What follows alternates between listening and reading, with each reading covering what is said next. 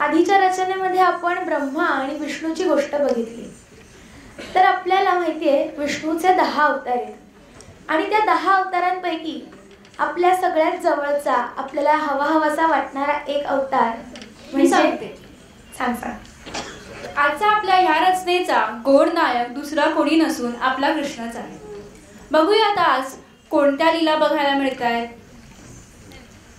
ऐकशील? हो. तर कमळासारखे डोळे असलेल्या तरुणी जेव्हा नदीकाठी आंघोळीला जातात तेव्हा हा लब्बाड त्यांचे कपडे चोरतो आणि झाडावर जाऊन बसतो. बापरे, पण का बरं करतो तो असं? कधी विचार केलायस? नाही ग, सांगतेस का जरा? हो. तर कृष्णाला काही नाही तर सरेंडरन्स हवा असतो. माझ्याशी काय लपवायचं बरं? बरोबर की नाही?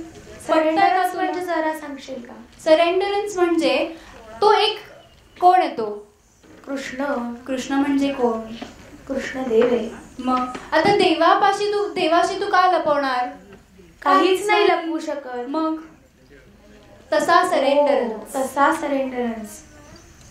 मग तो अजून काय काय करतो? पण काय नाही करत. मडकं फोडतो, ओंजळीतून अख्खी लोणी संपवून कधी कुठे फरार होऊन जातो काही कळत नाही. बापरे. पण काय ना, तो आपण कृष्णाला कितीही रागवलं, ओरडलो, चिडलो, बोललो तरी तो आपल्याला हवा असा असतो. आणि हा कृष्ण अर्थात म्हणजे आपले विष्णू भगवान, लक्ष्मीचे पती, यांना वंदन करूयात आणि आपली पुढची रचना पाहूयात. काय आहे आपली पुढची रचना? सरसी जाक्षुलू. सरसी जाक्षुलू हे एक शब्दम आहे. शब्दम हा भरतनाट्यमच्या रचनेमधला एक असा प्रकार आहे की जो कायम मिश्र चापू तालामध्ये असतो आणि त्याच्यामध्ये वेगवेगळ्या प्रकारचे राग येतात, ज्याला रागमालिका असं म्हटलं जातं. पाहूया कृष्ण लीला असलेलं शब्दम. सरसी जाक्षुलू.